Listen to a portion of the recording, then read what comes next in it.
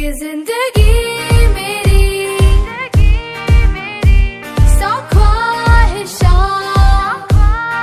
मधलं मार्केटिंग करत institutional cells याच्यात एज्युकेशन फील्डमध्ये जेव्हा एंटर झालो त्याच्यानंतर लक्षात यायला लागलं आणि मग युरोकिड सारख्या नामवंत कंपनीत जेव्हा स्टेट हेड म्हणून जेव्हा गेलो तेव्हा काही गोष्टी लक्षात आल्या की जे मला शालेय जीवनापासून हवं होतं हे आता सलमान खानच्या पद्धतीत किक जी हवी असते ना ती तिथे मिळाली की मला आयुष्यातून काय करायचंय किंवा कशात मला आनंद मिळतो हे लहान मुलांचं शिक्षण जेव्हा बघायला मिळालं तेव्हा ती किक मिळाली आणि त्याच्यानंतर हा प्रवास सुरू झाला.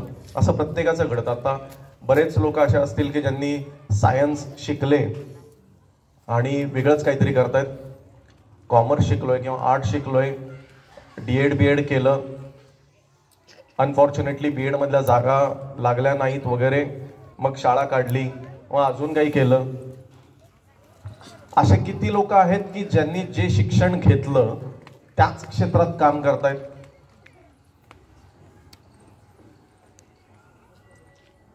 म्हणजे साधारण 100 मध्ये 4 ते 5 ही भारत देशाची वस्तुस्थिती आहे. मग JEE, IIT, इंजिनिअरिंग याच्यासाठी वर्षानुवर्षे मार खाणाऱ्या मुलांचा काय दोष आहे? आपली स्वप्न त्यांच्या मार्फत पूर्ण करायचा, आसुरी आनंद मिळवण्याचा अट्टहास कशासाठी? बरोबर आहे का चूक आहे? आपला आसुरी आनंद आपण फक्त फुलफिल करण्यासाठी आपण विद्यार्थ्यांकडनं किंवा आपल्या पाल्याकडनं जे माझ्या आई वडिलांनी केलं मारल्याशिवाय काम होत नाही. तुमच्यात बदल झाला होता का? नाही, माझ्यात तर अजिबातच झाला नव्हता. मला अजूनही आठवतंय, म्हणजे आज माझी मुलगी 8वीला आहे. तिला मी काही दिवसांपूर्वी तिची एक चुलत बहीण 10वीची एक्झाम देताना एकदम टेन्स वातावरण घरामध्ये, ते बघून माझी मुलगी मला म्हणाली, बाबा तू कधीच मला असं काही करत नाहीस. म्हटलं हो, कारण माझ्या वडिलांनी मला 12वीत पूर्णपणे फेल व्हायचा अधिकार दिलेला होता. म्हणजे फिजिक्स 2च्या पेपरला ऍक्सिडेंट बघितला म्हणून 45 मिनिटं मी ब्लँक होतो. समोर बसला, डंपर खाली कुणी गेलेला ते बघितलं आणि शॉक बसला होता आणि 45 मिनिटं माझी गेली होती. सो फिजिक्स 2चा पेपर अवघड गेला म्हणून जाणार आता माझा इंजिनिअरिंगचं स्वप्न, मला मार्क्स कमी पडणार आणि इंजिनिअरिंग होणार नाही वगैरे वगैरे हे झालं. आणि अनफॉर्च्युनेटली मग असं दिसायला लागलं, अरे तरीही मी एवढा पेपर तर लिहून आलोय की मी पास तर होईल. मग पास झालो तर कमी टक्के पडणार, मग मला काही मिळणार नाही. या भावनेतून परत नवीन निर्णय घेतला की भूगोलाच्या पेपरलाच गेलो नाही. पण ते वडिलांनी ऍक्सेप्ट केलं, ठीक आहे हा निर्णय तुझा असेल, तुझ्या आयुष्यात तुला काय करायचं आहे हे पूर्ण स्वातंत्र्य मला देऊ केलं आणि तो निर्णय खरा ठरवण्याचं कॅपॅबिलिटी माझ्यामध्ये नक्की पेरली होती. म्हणून कदाचित आज तुमच्या समोर उभा आहे. हेच गोष्ट मुलांबरोबर होते की 10वीच्या वेळेला माझ्या मुलीला मी डेफिनेटली सांगितलं की 10वी हे शिक्षणाचा शेवट नाही आहे. तू किती मार्क्स मिळवते त्याच्यापेक्षा तुला काय ज्ञान मिळतं हे जास्त महत्वाचं आहे. ते ज्ञान घेऊन मी आयुष्यात वागतो कसा याला शिक्षण म्हणतात. मी जर का शाळेत शिकून शाळेच्या बाहेर आल्यावर थुंकणार असेल तर याला शिक्षण नाही म्हणत. मी शाळेत शिकून रोडवरचे नियम जर का मोडणार असेल तर याला शिक्षण नाही म्हणत. तेच घरचे पण करतात, तुझे काही वेगळं नाहीये. आपल्याकडे शिक्षणाचा मुळातच पायाच काय आहे हे समजत नाही. म्हणून तो एक प्रयोग तुम्हाला दाखवला की सगळेच गोंधळलेले असतात. आता माझ्याही घरात अशा मुली आहेत की ज्यांचे आता लग्न होतील, त्यांना विचारलं की त्यांना प्रश्नाचं उत्तर सापडत नाही की लग्न का करायचंय. हा जगण्याच्या गोष्टी आहेत. तसंच सेम गोष्ट ही आहे की शिक्षणाला जर का आपण पाठवतोय तर आपण शाळेतून काय अपेक्षित करतोय, शाळेत काय मिळवायचंय हे पहिल्यांदा तर पालकांना माहिती असायला पाहिजे. मुलांना ते आपसूक मिळेल. मगाशी सर बोलत असताना सरांनी आमचा थोडासा वार्तालाप झाला, त्याच्यामध्ये काही गोष्टी जाणवल्या होत्या की शिक्षकांनाही ते जेव्हा शिक्षण घेतात तेव्हा इम्प्लिमेंटेशनच्या पद्धती बदलाव्या लागतात. आणि ही वस्तुस्थिती आहे. म्हणजे अनफॉर्च्युनेटली असं झालंय की शिक्षण हे पेरेंट ओरिएंटेड झालंय. एनईपीनी हा वेग मंदावण्याचं काम केलं जातंय. म्हणजे माझ्या मुलाला 10 पर्यंतचे पाढे सिनियर केजी मध्ये आलेच पाहिजे, हा अट्टाहास आहे.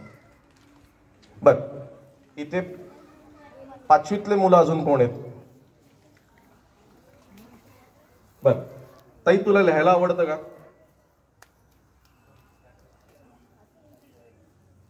वाचायला आवडतं का?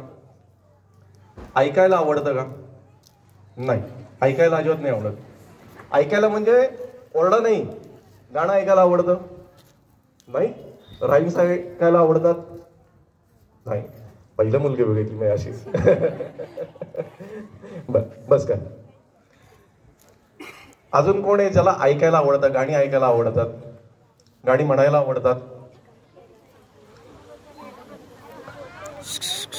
तुमच्यापैकी कोणी आहेत का की ज्यांना लहानपणापासून गाणी ऐकायला आवडत आहेत?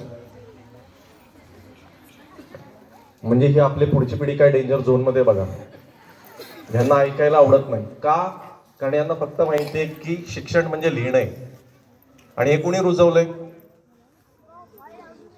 कुणी रुजवलं हे? बर, इथे किती असे पालक आहेत की ज्यांचं कुणीतरी पहिलं सिबलिंग किंवा पहिलं मूल हे 8वीत असेल, 7वीत आहे, 6वीत आहे? तर त्याच्या वरचे कोणी आहेत का 8वीच्या वरचे? अच्छा, एकच ताई आहे 8वीत असेल पहिला मूल. बर, म्हणजे साधारण समवयस्क आहे. हा प्रश्न विचारण्याचा उद्देश आहे की बाबा शाळेत लिहायला कधी शिकलात?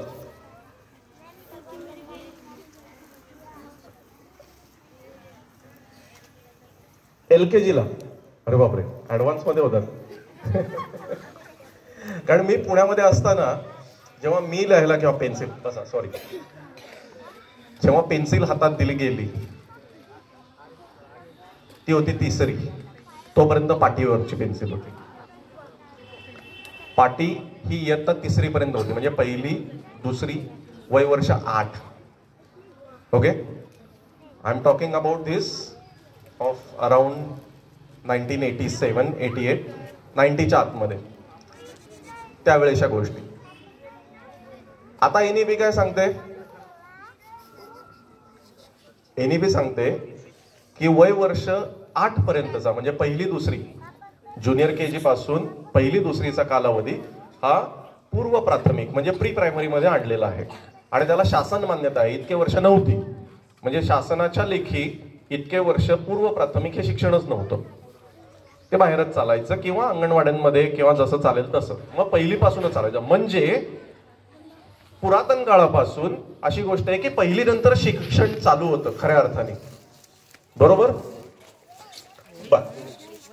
एक छोटासा प्रयोग, मागच्याही काही पालक असतील मागच्या वेळेच्या माझ्या सेशन मधले, लेटेस्ट मधले शास्त्रज्ञ माहिती आहेत का आपल्याला? डॉक्टर अब्दुल कलाम सोडून भारतीय शास्त्रज्ञांचं गेल्या 20 ते 25 वर्षातले एखाद्या शास्त्रज्ञाचं नाव माहिती आहे का आपल्याला?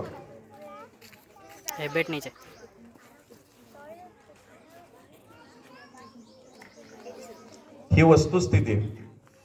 म्हणजे गेल्या 25 वर्षात भारत देशामध्ये शास्त्रज्ञ जन्मालाच आले नाही आहेत का? डेव्हलपमेंट निश्चित आहे, फक्त बघण्याचा, आत्मसात करण्याचा दृष्टिकोनच बदललाय, तो हरवलाय. थोडक्यात असं झालंय की आपण जागे नाही आहोत. आणि आपण जागे नाही आहोत, रोज सूर्य उगवतो म्हणून आपण उठतो, दिवसभर आपली कामधंदे करतो, पैसा कमवतो, थोडासा वेळ आपल्या मुलांकडे देतो, काय चाललंय काय नाही एवढं बघतो. 10व्या मिनिटाला आपली जबाबदारी संपलेली असते पालक म्हणून की काय आहे मुलाचं. मुलगा शाळेला गेला, ओके गेला, गृहपाठ केला, ओके केला, बाकी कोणाचं काही ओरडा खाल्लाय का, कोणाला काही धोपटलंय का, कोणाचं मारलंय का, एवढे 10 मिनिटाची उजळणी झाल्यानंतर जेवण करून सूर्य मावळला म्हणून आपला दिवस संपतो. याच्या पलीकडे उदार असं काही कार्य आपल्याकडनं घडतं का? हे समाज मनाचा भाग आहे. आणि जर हे नाही होत तर आपलं मूल पुढे 15 वर्षांनी काय करणार आहे याचे आडाखे आज आपण बांधू शकतोय का? कारण आपलंच बुद्धी चालू नाहीये, जागृत नाहीये. म्हणजे जेव्हा शिवाजी महाराजांनी स्वराज्याचं स्वप्न बघितलं होतं तेव्हा त्यांची काय दृष्टिकोन असेल आणि काय जागृत अवस्था असेल की पुढच्या 15 वर्षामध्ये त्यांनी जे स्वराज्य वाढवलं हे वय वर्ष 15 असताना बघणारा द्रष्टा नेता, आराध्य दैवत आपलं हे या महाराष्ट्र भूमीत घडून गेलेलं आहे. आणि याचा पुढे हार्डली 300 वर्षामध्ये अख्ख्या आपल्या समाज मनाला विसर पडलेला आहे. आणि आपण अशा लेवलला गेलोय की आपण मुलांचं भावविश्व बघायलाच विसरून गेलोय. म्हणजे शेजारचा मुलगा आपल्या घरात आलेला असताना आपल्या मुलाचा खाऊ शेअर व्हावा म्हणून जर का तो लपून ठेवला जात असेल तर आपणच न कळतपणे अशा गोष्टी मुलांना शिकवतो की झाकून राहा.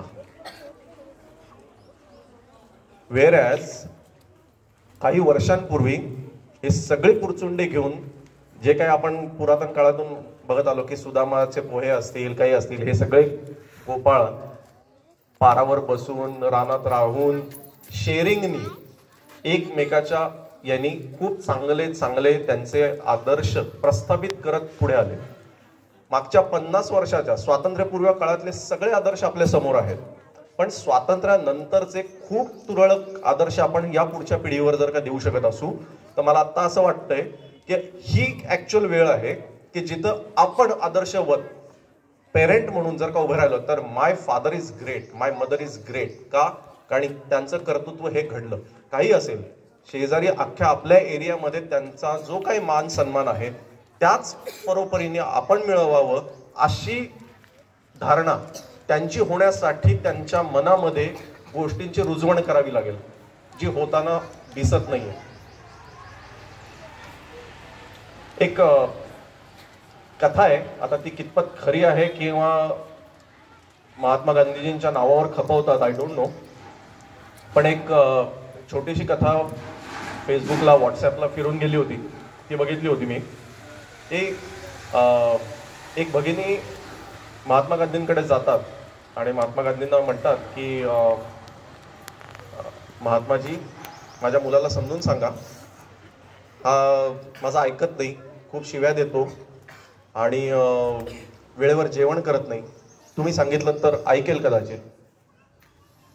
गांधीजी म्हणतात ठीक आहे बेटा, 8 दिवसांनी घेऊन ये.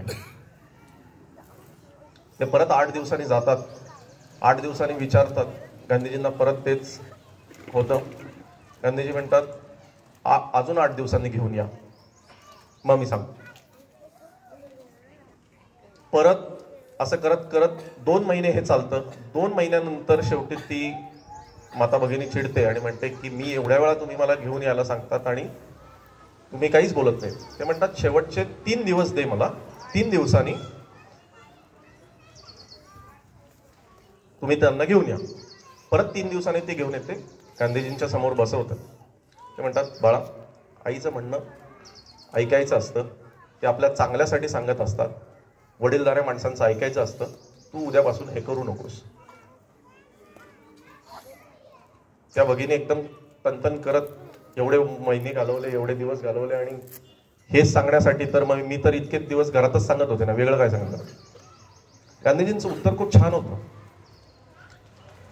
मी इतके दिवस प्रयत्न करत होतो की जी गोष्ट मला सोडायची होती ती किती दिवसात सुटली जाईल याचा प्रयोग माझ्यावर चालू होता. जेव्हा मी हे सोडली तेव्हाच मी तुझ्या मुलाला हे सांगायची पात्रता माझ्यात आली, म्हणून एवढे दिवस गेले.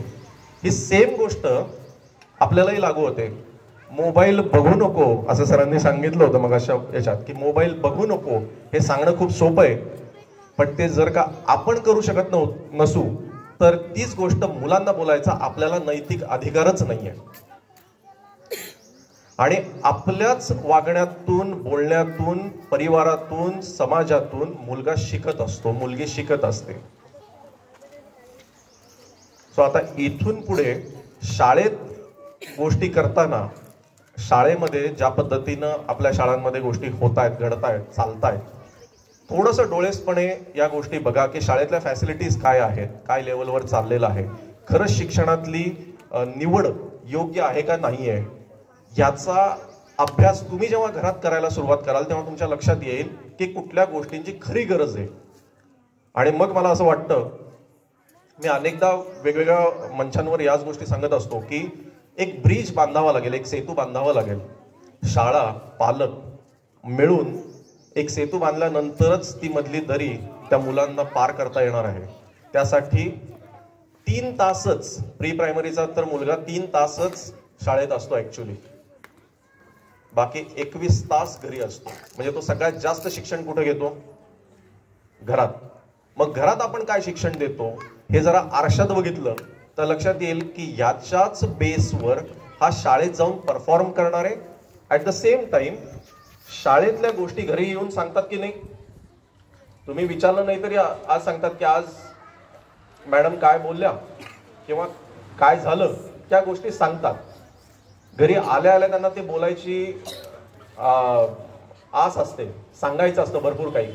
अशाच वेळेस बऱ्याचदा असं होतं की उन्हातून घेऊन जाताना माता भगिनी वैतागतात, पुरुष असतील तर ते वैतागतात. कधी एकदा घरी सोडलं, हे बाबा कटकट करू नको, नंतर घरी आल्यावर बघतो, हे करून पोराला वाटेला लावायचं आणि आपण आपल्या आपल्या कामाला लागतात. याच्यामध्ये त्यांचं जे बोलायचं आहे, ज्या गोष्टींचा फीडबॅक आहे, जे शेअरिंग आहे, तेच अर्धवट राहतं. आणि कालांतराने असं होतं की ती मुलं बोलेनाशी होतात. मग काही दिवसांनी असं लक्षात येतं की आपण विचारलं तरी ते सांगत नाहीत की शाळेत काय घडतंय. मग आपण पालक सभेला येतो की नक्की काय घडतंय सर, हे आम्हाला सांगा. हा बदल करण्याची आत्ता गरज वाटायला लागली.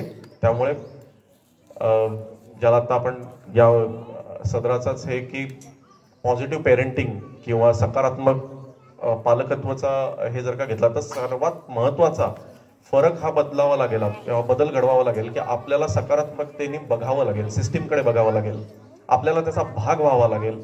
असलेल्या सर्व फॅसिलिटीज काय लेवलवर आहेत, इतर कुठल्याही ठिकाणी आपण बघताना, शाळा निवडताना तर निश्चितच या गोष्टीचा समावेश आहे का नाही, किती वेगवेगळ्या स्वरूपाचे कार्यक्रम म्हणा, नॉलेज म्हणा, हे शेअरिंग होतंय, कुठल्या ठिकाणावरून होतंय, याचा अभ्यास करून निर्णय घेतले गेले पाहिजेत. आणि जसं आम्ही पुण्यामध्ये करतो बऱ्याच ठिकाणी, आता माझ्या मुलीची जी शाळा आहे तिथं या गोष्टी घडतात, किंवा आम्हाला काही सजेशन्स असतील तर आम्ही शिक्षकांशी बोलतो की ही आयडिया आली आहे, हे आपण इम्प्लिमेंट करू शकतो का, किंवा अजून काही गोष्टी आहेत. नुसती तुलना शेजारच्या शाळेमध्ये होतंय मग आपल्या शाळेत का होत नाही, याच्यापेक्षा हे बघणं गरजेचं आहे की शेजारच्या शाळेत गोष्ट योग्य होतीये का. योग्य असेल तर जरूर त्याचा हट्ट धरावा, पण अयोग्य जर का असेल तर तेवढं धारिष्ट असलं पाहिजे की ही गोष्ट चुकीची आहे आणि विनाकारण मी माझ्या मुलांना त्या मार्गावर टाकणार नाही, विनाकारण मी माझ्या मुलांना चुकीचं शिकवणार नाही. या गोष्टी आपण आत्मसात करून या सेतुबंधनात जर का आपण आलो तर नक्कीच इथून पुढच्या पालकत्वाच्या दिशेने आणि त्यांच्या शैक्षणिक दृष्टिकोन बदलून ते सुजाण नागरिक हे निश्चित बनवता येतील असं मला वाटतं. आणि माझं भाषण थांबवतो. धन्यवाद. त्यावर आपण कसं फोकस करतो, कॅन एनीवन टेल? ओके. तर बघा, मुलगा जो आपण समाजामध्ये जे घडतंय, जे बघतोय, त्याच्याने जो 90% शिकतोय, 10% विल बी ओनली सिलेबस. सिलेबसमध्ये तो काय करतोय, कशा पद्धतीने करतोय, how they are behaving at there home studies, आपण ते दुर्लक्ष करतो खूप वेळेस. शाळेने होमवर्क दिलंय का नाही दिलंय ते आपण ते चेक करतो, पण तो कशा पद्धतीने करतोय, रट्टा मारतोय, रीड करतोय, रूट लर्निंग जे एनईपीने सांगितलंय ते व्हायला नाही पाहिजे. त्याच्यावरती आपण काय करतोय ॲज ए पॅरेंट्स, त्याच्यावरती आपण लक्ष दिलं पाहिजे. दुसरी गोष्ट, आपण दररोज पेपर वाचतो? Yes or no? Just raise your hand. Paper वाचता सगळे? किती मुलं पेपर वाचता तुमच्या सोबत? गरजेचं नाही त्यांना? सेकंड क्वेश्चन, किती मुलांना आपल्याला मराठी शिकवावी लागते बोलण्यासाठी? शिकवावी लागते? खूप कमी आहे ना. म्हणजे आपण काय त्यांना फक्त करेक्शनमध्ये जातो, पण बेसिकमध्ये अ आई हे ते डायरेक्टली आपल्याला बोलवून करून शिकून जातो बघता बघता. आमचे वडील काय बोलताय, माझी आई काय बोलतीये, माझे टीचर्स काय बोलताय, त्या पद्धतीने शिकतो. पण त्यांना इंग्लिश का एवढी आपण फोकसने शिकवतो, का इंग्लिश शाळेमध्ये टाकतो, ह्याच्यावर कोणी फोकस केलंय कधी? सगळ्यांचा बेसिक रूट कॉज आहे मुलांची सायकोलॉजी. ते काय त्यांना काय लागत आहे. आपण काय करतोय, मला जे भेटलं नाही ते मुलाला भेटलं पाहिजे, फक्त एवढंच ह्याच्यावरती फोकस करतो. अदर दॅन मुलांच्या ऍक्टिव्हिटी तुम्ही ऑब्झर्व केल्या पाहिजे. मुलगा काय करतोय, आपण मोबाईल देतो जेवताना. Pre primary students basically I काय करते, मुलगा जेवण नाही करतोय मोबाईल देऊन टाकतो आणि डायरेक्टली त्याच्या घशात एक टाकत राहतो आपण. फक्त तो काय खाते त्यांना ते पण कळत नाहीये, फक्त त्याला पोट भरलं पाहिजे. आणि त्या आईच्या काही प्रॉब्लेम येते कमी करण्यासाठी ते मोबाईल त्याच्या हातात देत आहे त्या एजला. त्याच्यामुळे तो काय बघतोय, तुम्ही काय दाखवलं पाहिजे, त्याच्यावरती तुम्ही लक्ष दिलं पाहिजे as a parents. Second thing, every day you have to do. जब भी आप पेपर रीड कर रहे हो, जेव्हा पण तुम्ही पेपर रीड करतात, मुलांना सोबत बसवा. काय चालू आहे, सरांनी जे एक्झाम्पल दिलं होतं, शास्त्रज्ञ आपल्याला माहीत नाही आहे, आपल्याला पण त्या गोष्टी पेपरद्वारेच कळतात. तेच आपल्याला मुलांना आजच्या लाईव्ह ॲक्शन जे करायचे आपल्याला त्याच्याकडून शिकून घ्यायचं आहे. शाळा खूप काही गोष्टी करते, ॲक्टिव्हिटी लर्निंग करते, ऑडिओ ज्युअल लर्निंग करते, NEP NCF खूप साऱ्या गोष्टी सांगतोय. शाळा 99% इम्प्लिमेंट करतोय, पण ॲज ए पॅरेंट्स पण आपल्या पण काहीतरी अटी असतात, ते आपल्या बघितल्या पाहिजे. आपल्याला एज्युकेशन येत नसेल, आपण गावाकडे राहतो, आपल्याला एवढं माहिती नसेल, पण मुलांशी बोलण्यासाठी आपल्याला काही एज्युकेशन लागत नाही कधीच. एक आई आणि एक बाबा मुलांच्या फेसमध्ये बघून त्यांचं पूर्ण दिवसातून काय झालं ते सांगू शकतो, पण मुलगा बोलू शकत नाही. सेकंड थिंग, जेव्हा पण सरांनी क्वेश्चन विचारलं इथं, ते मुलगी घाबरत होती. त्याला बोलायचं तर आहे, मला आवडतंय, पण एवढ्या लोकांमध्ये कसं बोलता येईल त्यासाठी तो घाबरतोय. ह्यासाठी शाळा पण एक सायन्स एक्झिबिशन, तुम्ही येऊन प्रोजेक्ट पण बघितले असतील मुलांचे, काय काय करतोय, कशा पद्धतीने हॉलिस्टिक डेव्हलपमेंट होते. पण ॲज अ पॅरेंट्स तुम्ही त्यांना प्रोत्साहन दिलं पाहिजे. कोणतेही क्वेश्चनचा आन्सर कधी चुकीचा नसतो. That age will be matter. तो कशा पद्धतीने बोलतोय, कशा पद्धतीने सांगतोय, त्याच्यावरती तुम्ही फोकस केलं पाहिजे. आणि correction, 100% correction is not a solution for every problem. चुका होऊ द्या, त्या चुकाने त्याला माहिती असायला पाहिजे की आपल्याला पुढे या चुका करायच्या नाही आहे. That is a only solution for parenting. तुम्ही मुलांच्या ॲक्शन बघा आणि त्यांना डायरेक्टली चुका न सांगता आपण कशा पद्धतीने चांगलं करता येईल ते करून दाखवा. That is a only solution right now. And second activity is whenever you are reading the paper, मुलांसोबत पेपर वाचा. ज्या काय आपल्या नगरसेवक असतील, आपण आमदार, इलेक्शन खूप पॅरेंट्सला इंटरेस्ट असतो. आपण मॅच पण आहे, आज फायनल मॅच आहे चॅम्पियन ट्रॉफीची. मुलांना पण सांगा कशा पद्धतीने होत आहे, काय काय करायला पाहिजे. आपण जे जे काही गोष्टी बघतो, जे काही गोष्टी शेअर करतो, मुलांनी पण आपल्यासोबत त्या गोष्टी शेअर केल्या पाहिजे. अँड ॲज ए उत्तम पॅरेंट म्हणजे त्यांचा मित्र बनून व्हा. त्यांना फक्त रागवण्यासाठी नाही व्हायला पाहिजे, तो आपल्याकडे येऊन कोणती गोष्ट सांगितली पाहिजे. That is only parenting solution. Okay, thank you for your time parents. आहेत हे जे पुन्हा मुंबईपासून आपल्यापर्यंत आलेले आहेत, कारण सगळ्यात महत्त्वाचा विषय हाच आहे, आपलं पालकत्व कसं असावं. आणि यासाठी ज्यांनी पूर्ण महाराष्ट्रभर काम करतात, पालकामध्ये बदल करतात, असे ज्यांनी आपल्याला मार्गदर्शन केलं असे अमोद सर. दुसरे मार्गदर्शक आपल्याला सुंदर बोललेले आहेत, आपण ते आत्मसात केलेलं आहे. जिल्हाभर ज्यांची ओळख आहे असे दराडे सर, त्यानंतर आत्ताच माझ्या अगोदर जे बोललेत असे धीरज सर. आपल्या पुढं असे छान लोक बसलेले आहेत. त्यामध्ये म्हणता येईल आपल्याला गवळी सर, आदर्श शिक्षक म्हणून ज्यांना सगळ्या जिल्ह्यात नावाजलं जात आहे असे खिल्लारे सर, त्यानंतर पवार सर, की हे आपल्या छोट्या मुलांना घडवण्याचं काम करतात. असे सर्व माझे मंचवरील उपस्थित बांधव, आपण बऱ्याच वेळापासून माझ्या बांधव आणि भगिनी उत्सुकतेने ऐकतात. असे सर्व पालक, आपल्या जेम्स टोचे प्राचार्य संदीप सर, इतर सर्व शिक्षक बांधव आणि भगिनी. मी जास्त बोलणार नाही, कारण सकारात्मक पालकत्व यावर आत्ताच आपल्याला त्यांनी सुंदर असं गाईडलाईन्स केलेलं आहे. पण शेवटी काही गोष्टी सांगणंही अपेक्षित आहे आणि त्या पद्धतीने 2-5 मिनिट बोलण्याचा मी प्रयत्न करणार आहे. कारण आपली संस्था या सगळ्या गोष्टीत काम करते आणि नवीन उपक्रमात काय बदल करता येईल, काय करायला पाहिजे ते काम आपण करण्याचा प्रयत्न करतो. पालकत्व कसं असावं, पालकांनी काय करावं, हे बरेच उदाहरणं आपल्या समोर आता येऊन ठेपलेले आहेत. आत्ताच आपल्याला वक्त्यांनी सांगितलेलं की जवळपास 15, 18, 20, 21 घंटे लेकरू आपल्या सहवासात असतं. त्यामुळे आपण त्याची कसा वागतो त्याच्यावर बऱ्याचशा गोष्टी डिपेंड असतात. मग शाळेने करावं, पण त्यापेक्षा आपणही त्यात काय करायला पाहिजे, आपली काय भूमिका असती याबद्दल आपल्याला वक्त्यांनी आताच गाईडलाईन्स केलेला आहे. तर त्यासाठी आपलंही ते काम आहे आणि त्यासाठीच आम्ही या कार्यक्रमाचं आयोजन केलेलं आहे. आम्ही काम करत असताना आपण एकट्याने न करता आपल्या सहवासात असणाऱ्या इतरांना सुद्धा करावं आणि त्यामुळंच आम्ही आपले पवार सर असतील, खिल्लारे सर, गवळी सर असतील, हेही छोट्या मुलांना घडवण्याचं काम करत त्यांना याच्यात सहभाग करून घेतला आणि तेही सुंदर परिसरात काम करतात. कारण त्यांच्या पालकाला आपण बोलवण्याचा प्रयत्न केला होता. काही अंशी तेही पालक असतील, सर लोक पण आपल्या हजर आहे. सर्वात महत्वाचा काळ म्हणजे आपल्याला पाल्याला घडवण्यासाठी हाच महत्वाचा असतो. ह्या काळात आपण जसं त्यांना घडवतो, जसं मार्गदर्शन करतो, तशा पद्धतीने ते पालक निश्चित ते पाल्य घडण्याचा प्रयत्न करतात आणि त्यासाठी आपली भूमिका अत्यंत महत्वाची आहे. आता आपण पाहतो सर्व जिल्हाभर 10वी 12वीच्या परीक्षा चालू आहेत. 10वी 12वीच्या परीक्षा चालू असताना की खटाटोप चालू असतो पूर्ण शासनाचा, प्रशासनाच्या यंत्रणेचा, विद्यार्थ्याने कॉपी करू नये आणि बिना कॉपी ह्या परीक्षा व्हाव्यात. हे जर आपण आताच्या काळापासून विद्यार्थ्यात बिंबवलं छोट्या पाल्यात, तर मला असं वाटतं की मोठ्यापणी हा कार्यक्रम शासनाला राबवण्याचं काम पडणार आहे. पण बऱ्याच अंशी असं होतंय की पालक या नात्याने पालकच त्यात सक्रिय असतात. तर बऱ्याच जागेवर आपण पाहतो काही काही उपद्रवी सेंटर असतात, पासून लेकरात केल्या तर निश्चित आपल्याला बदल झाल्याशिवाय राहणार नाही. आणि ते आम्ही आता ज्यावेळेस ऑफिसमध्ये बसलो त्यावेळेस आम्ही जी चर्चा करत होतो, दराडे सर असतील किंवा अहमद सर असतील, तेच आम्ही सांगितले की माझ्या शाळेतले विद्यार्थी जे असतात त्यांना कॉपी काय असते हे कधीच माहीत नाही.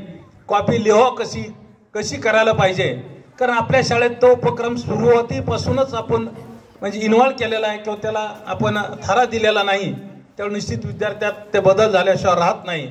अशा बऱ्याचशा गोष्टी असतात आणि या गोष्टी आपण करण्याचा निश्चित प्रयत्न करतो. त्याचा निश्चित आपल्याला परिणाम समोर दिसतो. कारण आम्ही काम करत असताना मी जवळपास एक 25-30 वर्षापासून या क्षेत्रात काम करतो आणि काम करत करत करत नवीन नवीन अनुभव येतात आणि ते अनुभव आपण सोडवण्याचा प्रयत्न करतो.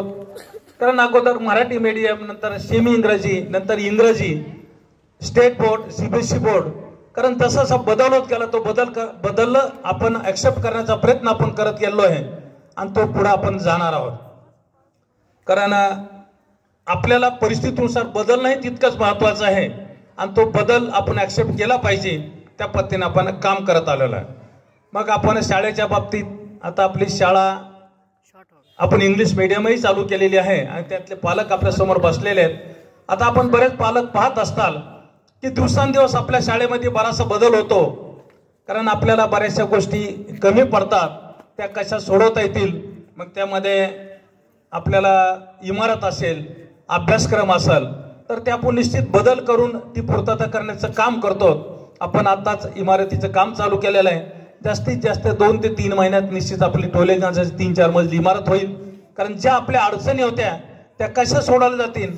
अभ्यासक्रमाच्या बाबतीत आम्ही निश्चित ओपन चॅलेंज करत असतो. कुठल्याही पालकांनी येऊन आम्हाला सजेस्ट करावं, आम्ही निश्चित त्याचं स्वागत करू. आम्ही कधी द्वेष मानणार नाही की या पालकांनी आपल्याला असं का सांगितलं आणि आपण याचा द्वेष करण्यापेक्षा त्याचा निश्चित स्वागत करून आपण ते बदल करण्याचा प्रयत्न करू. कारण मैदान असेल तर मैदानाच्या बाबतीत मला बोलायचं झालं तर असं भव्य असं मैदान आपल्याकडे आपल्या लेकरांसाठी आहे. त्यामुळे निश्चित त्या मैदानाचा सदुपयोग आपल्याला कसा करता येईल तो पण आम्ही निश्चित करण्याचा प्रयत्न करणार आहोत. आपल्या शाळेतला विद्यार्थी हा सर्व गुण कसा असावा यासाठी आपण निश्चित प्रयत्न करणार आहोत आणि तो आम्ही करण्याचा प्रयत्न करतो. मग आपल्याला आत्ताच आपल्याला याच्यानंतर छोटं सेशन आपलं राहील की बरेचसे मुलगा वेगवेगळ्या क्षेत्रात कसे प्रावीण्य मिळवलेलं आहे त्याचं आपणही नेमकं एक छोट्याशा 5-10 मिनिटात कौतुक करणार आहोत. मी आत्ताच दराडे सरांची आपल्याला सुचवलं होतं त्याआधी निश्चित त्यांनी त्यांच्या बोलण्यातून 2-3 वेळेस शब्द आला की मुलांना इंजिनिअरिंग आणि मेडिकल याशिवाय दुसरे बरेचसे क्षेत्र आहेत आणि ते अगोदर आपण आत्मसात करणं महत्वाचं आहे.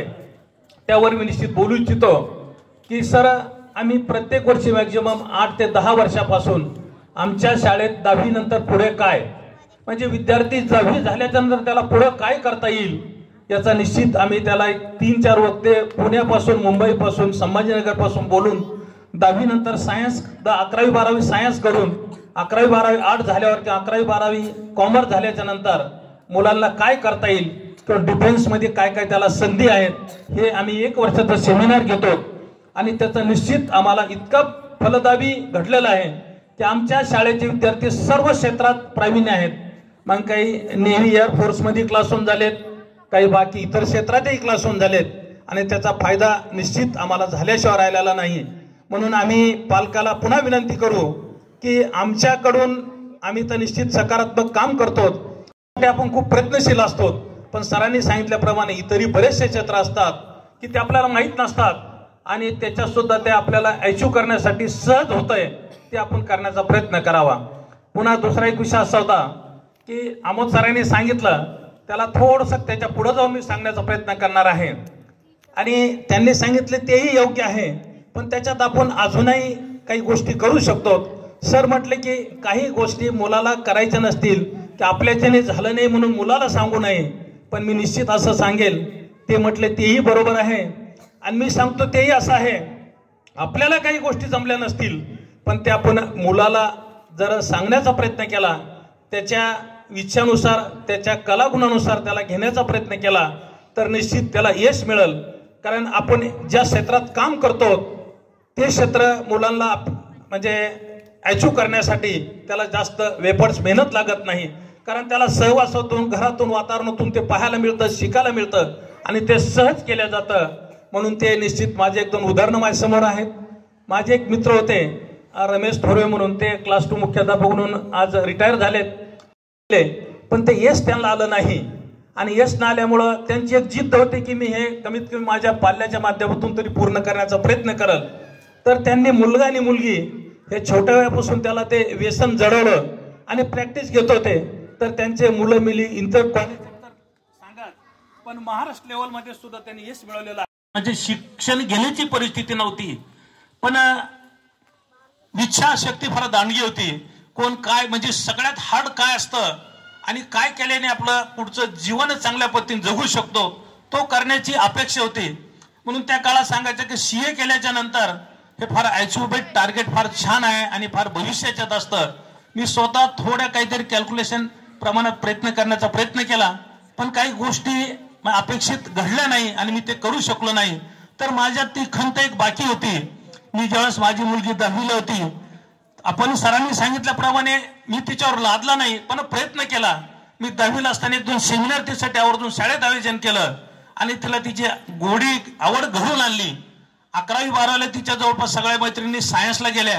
ही क्लासमध्ये टॉपची विद्यार्थी होती, म्हणजे 96-97 तिचं पर्सेंटेज होतं. पण मी तिला सांगितलं बेटा तू कॉमर्स घे, कॉमर्समध्ये सुद्धा चांगल्या संधी असत्या. तिने सांगितलं पप्पा माझ्या सर्व मैत्रिणी सायन्सला गेल्यात आणि सायन्सला फार म्हणजे करिअर चांगलं असतं घडण्यासाठी, मग तुम्हाला कॉमर्स सांगतात.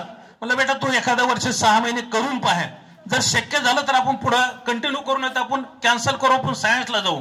ज्यावेळेस तिला मी 11वी-12वीला कॉमर्समध्ये ऍडमिशन दिलं तर 12वी कॉलेजमध्ये तिच्या पूर्ण मैत्रिणींनी म्हणजे सीबीएसई आयसीसी बोर्डच्या मुली तिला मैत्रिणी जडल्या आणि ते लक्षात आलं की हे क्षेत्र फार कॉमर्सचं चांगलं वाटतं. तिने अगदी हार्डवर्क करून ती अभ्यास केला. ती 12वीला जवळपास त्या कॉलेजमध्ये फर्स्ट आली. म्हणजे 12वी कॉमर्सला ती 12वी कॉलेजमध्ये फर्स्ट आली. तिचा इंटरेस्ट वाढला आणि त्याला मी ज्यावेळेस सीएचं प्रिपरेशन सुरुवात केलं तर ती आज सीए होऊन जवळपास 1 वर्षात 15 लाखाचं पॅकेज तिला म्हणजे मुंबईमध्ये काम करते. मला सांगायचं आपल्याला काही गोष्टी जरी नसल्या झाल्या तरी आपण त्या मुलाला जर समजवण्याचा प्रयत्न केला, त्याच्याबरोबर मांडण्याचा प्रयत्न केला, ठीक आहे सिलेक्शन तो कराल, प्रयत्न तो करल, पण आपण निश्चित लहान मुलांना ह्या मुलांना कुठलंच नॉलेज नसतं. मग त्यामुळं आपण यांना आणि याच्या पुढे सगळे मार्ग जर खुले करून ठेवलेत तर तो कुठलाही मार्ग निवडेल आणि त्या पद्धतीने काम करण्याचं काम आपण आपल्या शाळेत करतो. आपल्या शाळेतले विद्यार्थी प्रत्येक क्षेत्रात प्रावीण्य आहेत आणि आपलं यम किंवा आपलं स्वप्न तेच आहे की माझ्या शाळेतला विद्यार्थी परिपूर्ण असावा. तो अभ्यासातच नाही तर स्पोर्टमध्ये असेल, गायनमध्ये असेल, संगीतमध्ये असेल, साहित्यात असेल, म्हणजे सगळ्या गोष्टीत चांगल्या पद्धतीने घडावा हे आमचे स्वप्न आहेत आणि हे निश्चित स्वप्न पूर्ण होत चाललेले आहेत.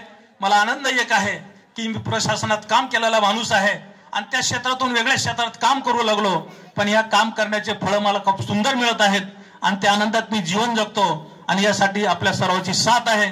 अशी साथ आपण भविष्यात देण्याचा प्रयत्न करावा. निश्चित तुमच्या आणि माझ्या माध्यमातून आपण आपलं स्वप्न साकार केल्याशिवाय राहणार नाही. एवढं बोलतो आणि थांबतो. जय हिंद, जय महाराष्ट्र.